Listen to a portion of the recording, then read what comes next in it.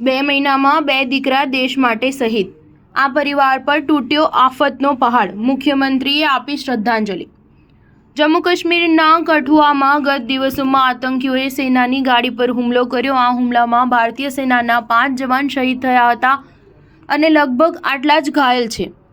જે 5 સૈનિકોના મોત થયા છે તે તમામ ઉત્તરાખંડના છે। રાજ્ય આ શહાદત પર ગર્વ કરી રહ્યું છે, તો બીજી તરફ સૈનિકોના પરિવારમાં શોક પણ છે। આમાં એક પરિવાર એવો પણ છે જેમના 2 પુત્ર 2 મહિનાના અંતરે જ દેશ માટે શહીદ થઈ ગયા છે। ઉત્તરાખંડના ટિહરીમાં સ્થિત ડાગર ગામના એક પરિવારના 2 પુત્ર 2 મહિનામાં અંતરમાં દેશ માટે શહીદ થઈ ગયા છે।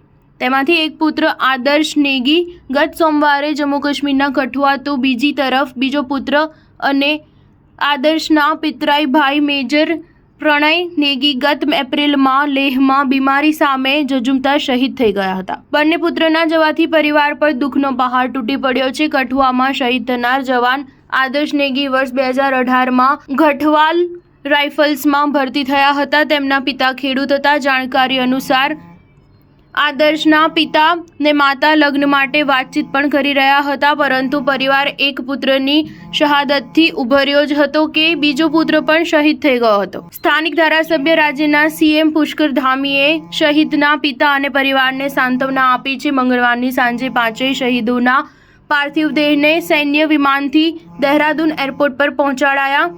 રાજ્યના સીએમ પુષ્કર સિંહ ધામીએ શહીદોને શ્રદ્ધાંજલિ અર્પણ કરી। સીએમ ધામીએ કહ્યું કે રાષ્ટ્ર રક્ષા કરતા વીરગતિને પ્રાપ્ત અમારા અમર શહીદોને તમામ દેશવાસી હંમેશા પોતાની સ્મૃતિઓમાં જીવંત રાખશે। તમે સૈન્ય ભૂમિ ઉત્તરાખંડના ગૌરવ છો અને અમે તમામ પ્રદેશવાસીઓને તમારા પર ગર્વ છે। સ્ટાર ન્યૂઝ 7 હંમેશા સચ્ચાઈની સાથે।